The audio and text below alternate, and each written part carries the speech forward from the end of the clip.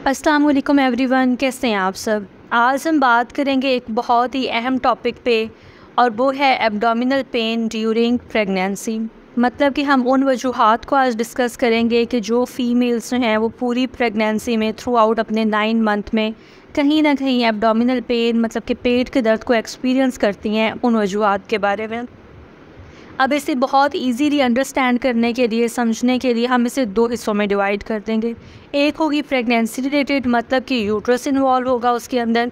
दूसरी होगी non pregnancy related, जिसमें यूट्रस नहीं है, कहीं और बॉडी में कुछ चल रहा है जिसकी वजह से एब्डोमिनल पेन जो है वो आ रही है। अच्छा जी, अब जो प्रेगनेंसी होती है, पूरे 9 मंथ को हम 3 पार्ट्स में डिवाइड कर देते हैं। पहले 3 महीनों को हम बोलते हैं फर्स्ट ट्राइमेस्टर, दरमियान वाले 3 महीनों को हम बोलते हैं सेकंड ट्राइमेस्टर, और जो आखिरी 3 महीने होते हैं उन्हें हम थर्ड ट्राइमेस्टर बोलते हैं। तो इन रीजंस को आज हम ट्राइमेस्टर वाइज जो है वो डिस्कस करेंगे। सबसे पहले आएगा जी फर्स्ट ट्राइमेस्टर। फर्स्ट ट्राइमेस्टर में जो एब्डोमिनल पेन मतलब पेट दर्द होने की जो मेन वजह होती है वो होती है एक्टोपिक प्रेगनेंसी। एक्टोपिक प्रेगनेंसी का मतलब होता है कि जो फर्टिलाइज्ड एग है उसकी इम्प्लांटेशन जो है वो यूट्रस के अलावा मतलब बच्चादानी के अलावा कहीं और हो गई है। ट्यूब्स में हो जाना बहुत ज़्यादा कॉमन होता है, और सबसे ज़्यादा मतलब 90% जो है वो ट्यूब्स के अंदर ही इम्प्लांटेशन होती है। तो जैसे जैसे बेबी ग्रो करेगा तो ट्यूब्स का डायमीटर बहुत छोटा होता है, तो उसकी वजह से ट्यूबल रप्चर जो होते हैं उनके चांसेस बढ़ जाते हैं कि एमरजेंसी बन जाती है। तो उस वजह से एब्डोमिनल पेन जो है वो फीमेल एक्सपीरियंस करती है। सेकंड जो इसका रीज़न होता है वो होता है मिसकैरेज। मिसकैरेज मतलब कि प्रेगनेंसी लॉस हो जाना। इसमें स्वीयर एब्डोमिनल पेन आती है अलॉन्ग विद विजाइनल ब्लीडिंग आती है। किसी किसी केस में विजाइनल ब्लीडिंग नहीं भी होती, बट स्वीयर एब्डोमिनल पेन जो है फीमेल एक्सपीरियंस करती है।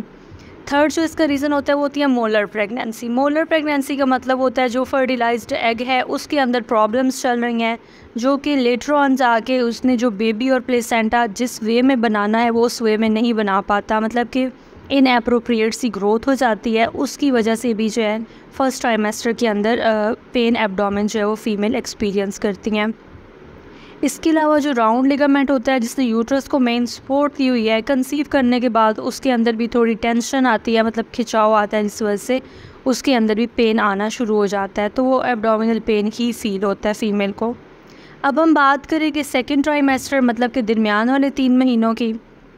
इसमें जो मोस्ट कॉमन रीज़न आती है वो ये होती है कि ओवरीज में पहले से सिस्ट प्रेजेंट है जो कि साइलेंट है, उसका कोई फीचर्स नहीं आ रहा है, कोई उसके सिम्टम्स नहीं आ रहे। कंसीव होने के बाद जी थोड़ी चेंजिंग आई है रिप्रोडक्टिव ट्रैक के अंदर, तो वो सिस्ट जो है वो या तो रप्चर हो गई है या सिस्ट की टॉर्जन हो गई है।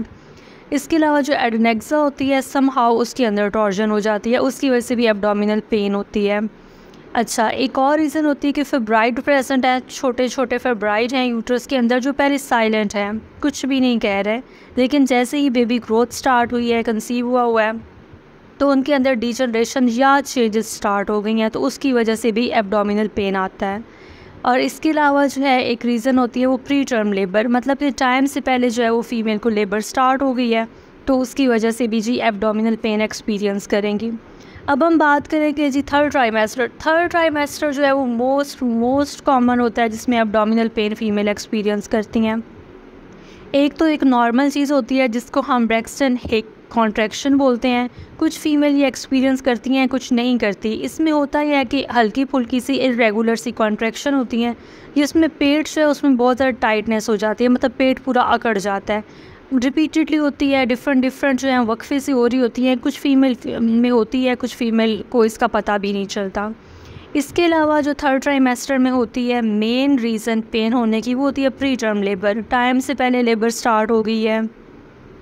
अच्छा जी, अब ये टाइम से पहले जो लेबर स्टार्ट हो जाती है इसके भी डिफरेंट रीज़न्स हैं, इसको हम फर्दर आगे डिस्कस करेंगे। अच्छा जी, इसके अलावा जो और रीज़न्स होती हैं लेट ट्राइमेस्टर या थर्ड ट्राइमेस्टर में एब्डोमिनल पेन होने की, वो प्लेसेंटल एब्रप्शन हो जाती है। प्लेसेंटा एब्रप्ट कर गया है, प्लेसेंटा फट गया है, उसकी वजह से बहुत सीवियर जो है वो पेन होती है एब्डोमेन की। इवन फीमेल अपने पेट को टच भी नहीं कर सकती। इसमें भी साथ जो है वो विजाइनल ब्लीडिंग होती है। कुछ कुछ पेशेंट के अंदर विजाइनल ब्लीडिंग नहीं होती, मतलब कि वो अंदर ही अंदर ब्लीड हो रहा होता है लेकिन वो बाहर ब्लीडिंग नहीं आती। इसके अलावा जो रीज़न होती है वो प्री क्लैम्पशिया जो है उसकी वजह से रीट्रोप्लेसेंटल हीमाटोमा बना हुआ होता है। अच्छा, एक रीज़न होती है जी हेल्प सिंड्रोम, और बहुत जो कॉमन हो जाता है وہ ہوتا ہے یوٹرائن رپچر. یوٹرس جو ہے وہ اتنا زیادہ اسٹرانگ نہیں ہے, بہت زیادہ تھن لیکس یوٹرس ہوا ہے, اور یہ موسٹلی ان فیمیلس کے اندر آتی ہے جن کی پریویس جو ہے وہ سیزیرین ہوئے ہوتے ہیں, اور پریگنینسی انٹرول جو ہوتا ہے وہ بہت کم ہے, مطلب کہ پچھلا سیزیرین جو ہے وہ بہت تھوڑا ٹائم پہلے ہوا ہے اور نیکسٹ پھر کنسیو کر لیا ہے. اس کی وجہ سے جو ہے وہ یوٹرس بہت پتلا ہو گیا ہے, اور جو سرجیکل جو پریویس اسکار ہوتا ہے وہاں سے یوٹرس کا رپچر ہونا شروع ہو جاتا ہے. اس کے علاوہ جی کوریو ایمنیونائٹس ہوتا ہے, مطلب کہ جو ایمنیوٹک فلوئڈ ہے اس کے اندر انفیکشن چل رہی ہے. ایک اور ریزن ہوتی ہے لاسٹ ٹرائمیسٹر میں کہ ایکیوٹ پولی ہائیڈرامنیوز ہو جاتا ہے, مطلب کہ سڈنلی جو ایمنیوٹک فلوئڈ ہے اس کا لیول بہت زیادہ ہائی ہو گیا ہے, بہت بڑھ گیا ہے, جس کی وجہ سے فیمیل جو ہیں وہ یہ پین ایکسپیرینس کر رہی ہوتی ہیں. اب پورے پریگنینسی پیریڈ کے اندر جو ہوتی ہیں انفیکشنز وہ بہت کامن ہوتی ہیں. U T I and vaginal infection وہ تھرو آؤٹ پریگنینسی میں فرسٹ سیکنڈ اینڈ تھرڈ تینوں ٹرائمیسٹر میں کسی بھی ٹائم ہو سکتی ہیں, اور کچھ فیمیل تو تھرو آؤٹ پریگنینسی یہ دونوں انفیکشنز جو ہیں وہ فیس کر رہی ہوتی ہیں. اب ہم بات کریں گے نان پریگنینسی ریلیٹڈ, مطلب جس میں یوٹرس انوالو نہیں ہے, باقی جو ایبڈومینل آرگنز ہیں وہ انوالو ہیں جس کی وجہ سے پیٹ میں درد چل رہا ہے. موسٹ کامنلی جو ہوتا ہے وہ اسٹمک ہوتا ہے جس کے اندر گیسٹرو انٹسٹائنل سسٹم انوالو ہوا ہوتا ہے. پیپٹک السر جو ہے وہ بن جاتے ہیں, ٹھیک ہے, گرڈ ہو جاتی ہے. ویسے ہی اسٹمک ایسڈ بہت زیادہ بڑا ہوا ہے جس کی وجہ سے لیٹر آن پیپٹک السر جو ہے وہ بننا شروع ہو جاتے ہیں.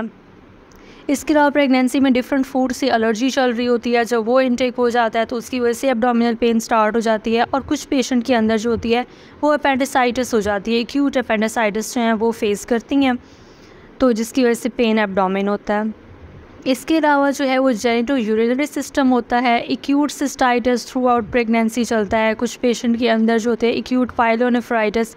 اب سسٹائٹس مطلب کہ جو بلیڈر ہے اس کے اندر انفیکشن ہے, یو ٹی آئی چل رہا ہے. پائلونیفرائٹس کا مطلب ہوتا ہے جی کڈنی تک انفیکشن چلی گئی ہے اور کڈنی انوالو ہو گیا تو اس ایریا میں پین ہو رہا ہے.